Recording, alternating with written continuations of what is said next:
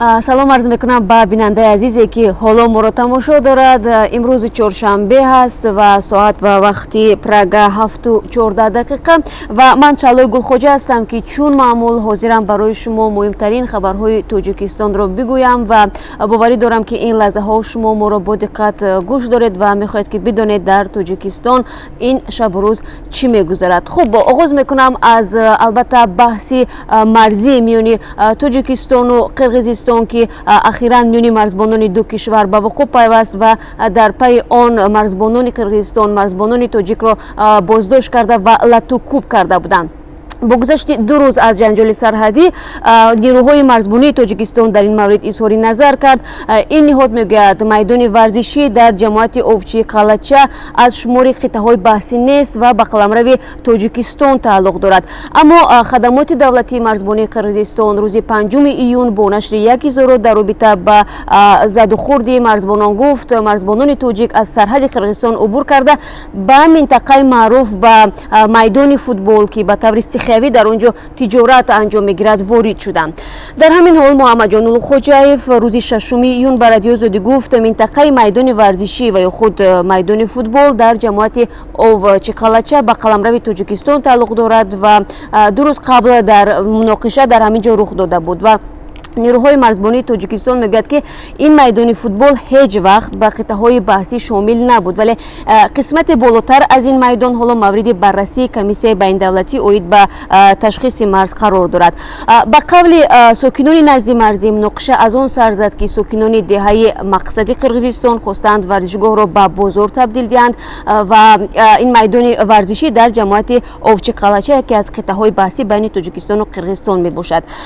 хуб хабари дуввуми мо марбут ба як пешниҳоди Вазорати меҳнати Тоҷикистон аст ки ба муҳоҷирони тоҷик дахл дорад. ин вазорат дархост кардааст ки муҳоҷирони тоҷик танҳо пас аз анҷоми ташхиси фаврии тиббӣ иҷозаи вуруд ба ватанро дошта бошанд. намояндагони ин вазорат гуфтанд ки дар фурудгоҳ, истгоҳи роҳҳои оҳан ва гузаргоҳҳои сарҳадӣ нуқтаҳои ташхиси фаврии тиббӣ ташкил шавад. хуб ин дархост ҳамчун пешгирӣ аз бемориҳои сироятӣ аз ҷумла бемории вирусӣ норасоии масъулияти бадан ё ба истлоҳи маъруф ВИЧ-СПИД дар миёни аҳолӣ унвон мешавад. ба гуфтаи кормандони вазорат ташхиси муҳоҷирон ройгон сурат хоҳад гирифт ва пешниҳоди ташхиси фаврии муҳоҷирон ҳангоми вуруд ба Тоҷикистон дар ҳолест ки Вазорати тандурустии кишвар онҳоро афроди осебпазир аз нигоҳи сироятёбӣ ба бемории вирусӣ норасоии масъулияти бадан меноманд. дар ҳамин ҳол Вазорати тандурустӣ мегӯяд ки дар пайи як ташхис 165 муҳоҷири меҳнатӣ ки дар миёнашон 14 нафар зан будааст ҳамчун гирифторони бемории ВИЧ-СПИД сабт шуданд ва ба гуфтаи манбаъ дар маҷмӯъ аз 9000 сироятёфтагони ин вирус дар Тоҷикистон наздик ба 50% онҳоро муҳоҷирони меҳнатӣ ва аъзои хонаводаашон ташкил медиҳанд. бархе коршиносон бар инанд ки баъзе муҳоҷирон дур аз ҳамсар дар Русия бо занҳои бегона иртиботҳои номашрӯъ доранд ки ин хатари сироятёбиро бештар мекунад.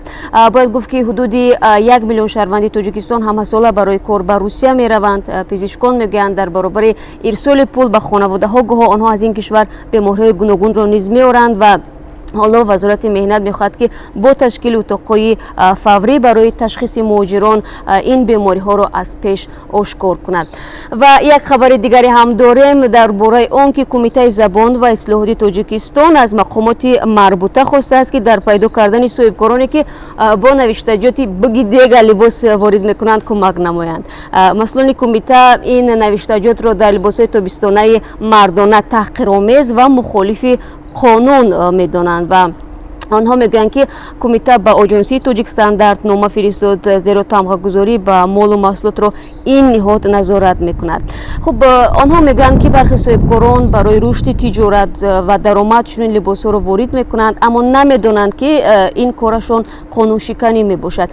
зимнан биги дега ибораест ки як соли охир миёни ҷавонони тоҷик муд шудааст ва маънои он ба таври мухталиф шарҳ дода мешавад. баъзеҳо ба ин боваранд ки ин ибора баъд аз шадид шудани қонуни танзим ки гузошта доштани декои зиёдро дар маросими тӯи мотам манъ мекунад ба муд даромад. қисме ҳам онро идомаи жаргонҳое медонанд ки чанд соли пеш миёни ҷавонон маъмул шуд. ва худ як пурсиши радиои озодӣ дар миёни ҷавонон нишон дод ки ин ибора аксаран дар муроҷиат ба духтарони ҷавон истифода мешавад ва кумитаи забон ва ислоҳот ҳоло мехоҳад монеъи воридоти чунин либосҳо шавад, вале дар ҳамин ҳол тоҷирон мегӯянд соҳибкорон вобаста ба талаботи бозор ва дархости харидорон чунин либосҳоро фармоиш додаву ба бозор ворид мекунанд. ва як хабари дига ҳам дорем аз шаҳри Хуҷанд ки додгоҳи шаҳри Хуҷанд мегӯяд ки 8 июн ба баррасии мурофиаи Хайрулло Мирсаидов, хабарнигори тоҷик ва раҳбари дастаи КВН шурӯъ хоҳад кард ва мурофиаи ин журналист озод хоҳад буд ва муҳри махфӣ аз он бардошта шудааст. Бояд гуфт ки қаблан Хайрулло Мирсаидов тибқи 4 моддаи қонуни Тоҷикистон гунаҳгор дониста мешуд, аз ҷумла барои барангехтани кинаву адовати миллӣ, вале баъдан гуфтанд ки ин гуноҳ исботро наёфт ва ҳоло аз рӯи 3 модда Хайрулло Мирсаидов гунаҳгор айбдор карда мешавад ва дар додгоҳ мурофиааш шурӯъ хоҳад шуд баъд аз 2 рӯзи дигар. Хулоса моро дар баррасии хабарҳои дигар пайгирӣ кунед. Баъд аз 3 соат ман барои шумо муҳимтарин хабарҳоро дар сархати радиои озодӣ муаррифӣ хоҳам кард. Бо мо бошед.